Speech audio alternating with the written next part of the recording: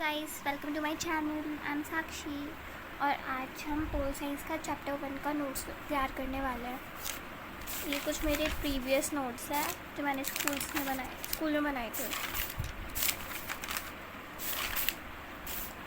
Let's start. Notes के लिए सबसे पहले इसके इम्पॉर्टेंट टॉपिक्स लिख लेती हूँ जिससे हम नोट्स बना पाए इजीली। तो यहाँ पे सबसे पहले है सोवियत सिस्टम। इसके बारे में ही पूरा चैप्टर है क्योंकि ये फर्स्ट टॉपिक है ना। उसके बाद है गोरबचेव एंड द इंटीग्रेशन और डिसइंटीग्रेशन सॉरी ओके।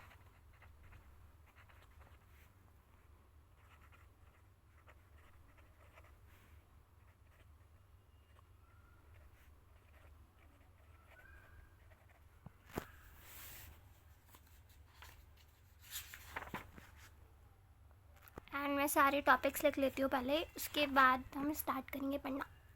तो गाइस, मैंने सारे टॉपिक्स यहाँ पे लिख दिया है 9 बाय 9 एंड ये है हमारे सारे टॉपिक्स। तो इसमें सबसे पहला है कि सोवियत सिस्टम क्या था। तो वो था एक कम्युनिस्ट पार्टी, यानी कि इसमें बस एक पार्टी रूल करती है, स्टेट कंट्रोल करती है हमारी सारी प्रॉपर्टीज़ को, कोई प्राइवेसी नहीं होती। On focus on equality, education system पे फोकस करा जाता है, इक्वालिटी में फोकस करा जाता है।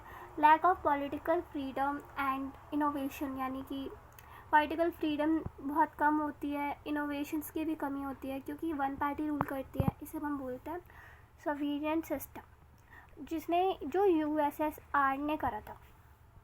इसी के कारण यूएसएसआर टूटा था क्योंकि इसमें बहुत सारे ऐसे फैक्टर्स थे जो पब्लिक को पसंद नहीं आ रहे थे।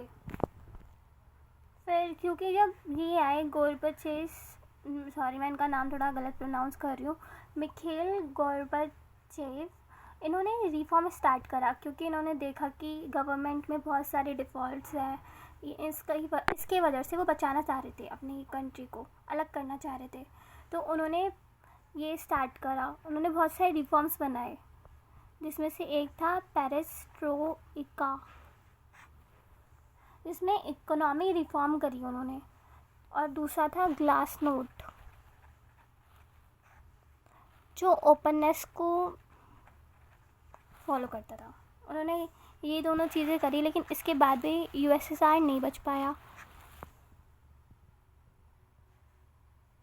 और ये सिस्टम को इम्प्रूव करना चाहते थे, लेकिन सिस्टम पहले से ही बहुत वीक हो चुका था, ऑलरेडी कोलैप्स हो चुका था। इसकी वजह से यूएसएसआर नहीं बच पाया।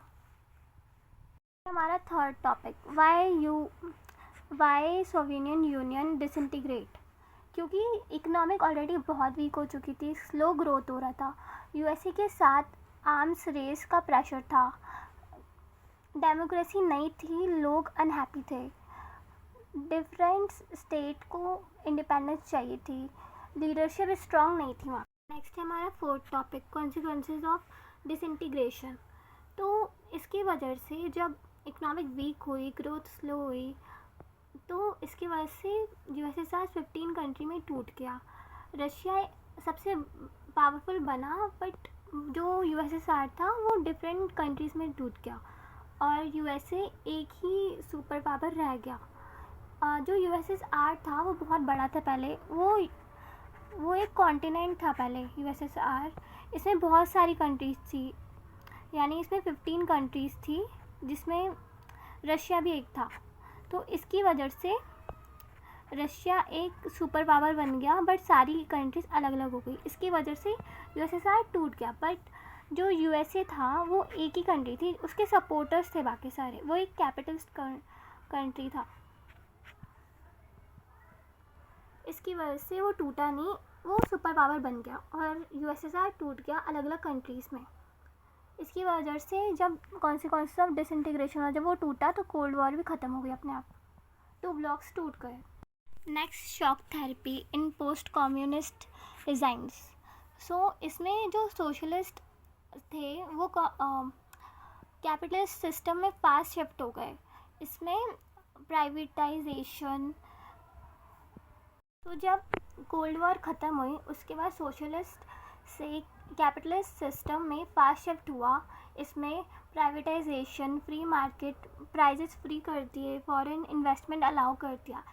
सो जब कॉन्सिक्वेंसेस ऑफ शॉक थेरेपी जब हुआ, शॉक थेरेपी जब आई तो स्टार्टिंग में इकोनॉमिक अनस्टेबल हो गई, इन्फ्लेशन और अनएम्प्लॉयमेंट बढ़ गया, रिच एंड पुअर में गैप बढ़ गया।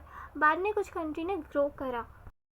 एंड कॉन्फ्लिक्ट्स, इसका मतलब है जो यूएसएसआर जब टूटा उसके बाद बहुत सारे चीज़ें चेंज हुई, जैसे कि एथनिक इश्यूज़ हुए, अलग अलग जाति कम्युनिटीज़ एक ही जगह रहने लगी, सब अपना अपना अलग कंट्री चाहते थे।